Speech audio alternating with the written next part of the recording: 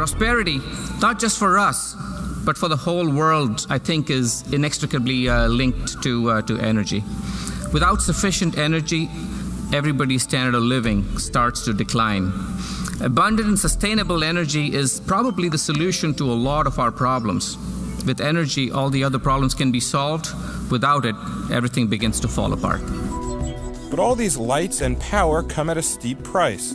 The emissions from the production of electricity pollutes the skies and contributes to global warming. Today, power generation currently accounts for 40% of the U.S.'s carbon footprint. So we, as a world, must find a way to do more with less, and we have to do it quickly. The demand for electricity in the United States and indeed in the world continues to grow. In fact, some projections indicate that there'll be a 30% growth in electricity by the year 2030. And so the focus of the question becomes, what do we need to do from a technology perspective to meet that growing demand for electricity and do it in a way that we don't make a greater carbon footprint? The electric grid we use today was designed more than 50 years ago in order to prevent blackouts and power disruption and to ensure reliability and efficiency. The grid needs to be updated. Simply stated, our electric grid needs a complete makeover. I'd say the future for the grid is that we need to make it modern, up to date, and smart. Well, our current electricity grid actually could give us more production. We could use the electricity we generate today in a smarter way. Hence the name Smart Grid. So what exactly is a smart grid? I like to boil it down into two elements. One is the deployment of automated metering infrastructure. That is a new meter technology that allows us to communicate with the customer in a two-way fashion. The other part of smart grid is the deployment in the transmission and distribution infrastructure of automated devices.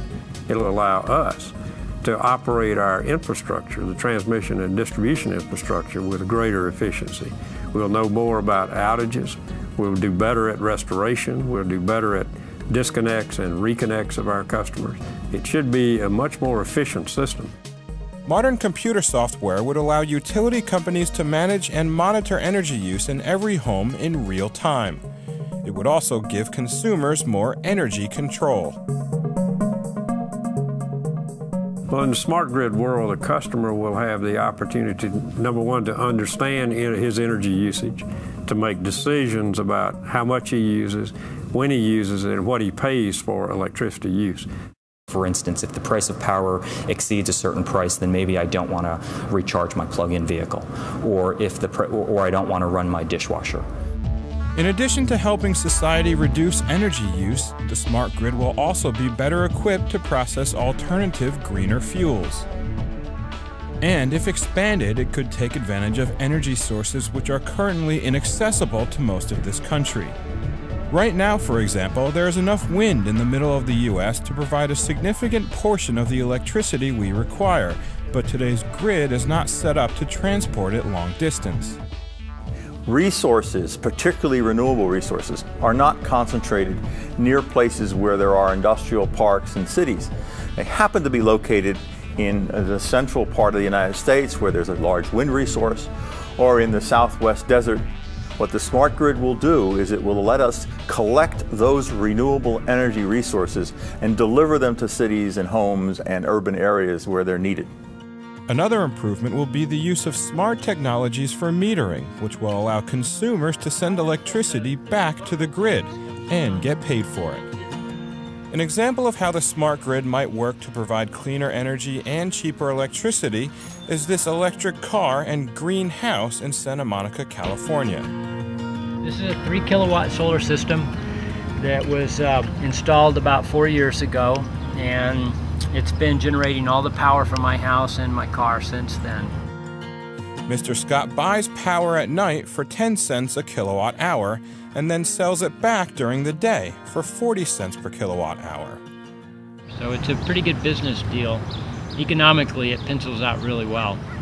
And when you have an electric car, it pencils out even better, because instead of just offsetting my electrical use for the house, I'm offsetting $3.50 a gallon gasoline. So that makes the solar system pay for itself that much faster. Nationwide and global use of alternative energy may not happen in the near future, but just having a smarter grid will have an enormous impact on our society. What would be the benefits of a smart grid? Well, they'd slash U.S. total carbon emissions output up to 25%. This would equate to the same CO2 benefits as planting up to 160 million acres of forest, equivalent to the size of the state of Texas, and NOx benefits of taking up to 130 million cars off the road. The U.S. Congress has shown its support for the smart grid in the Energy Independence and Security Act of 2007. However, implementing a new nationwide electric system will require major investments and cooperation by government, utilities, and consumers. I believe that we will have by 2030 the capability to communicate with our customer base at levels unsurpassed and to understand usage patterns and to plan our system and to operate our system at new levels of efficiency. The smart grid will bring intelligence and standardization to the way energy is transmitted, distributed, managed, and kept secure, and it will enable consumers to manage their own energy usage. It's an enormous undertaking, but the smart grid isn't just one final product. So what is smart grid? We say it's a journey, not a single destination. It won't happen all at once. It's more of an evolution, which is why we sometimes refer to it as the smarter grid. It doesn't even need to happen in any particular order, but the main thing is it will realize tangible and real benefits. We are stewards of the world we live in, with the responsibility to hand it over to future generations in better shape than we received it. Developing and building the smart grid will be expensive, but many believe we really have no choice. Sustainability may be nice, but can be afforded. Perhaps a more important question, given the nasty things that happen to the world if we do not reach the goal of sustainable energy, is can we afford not to have it?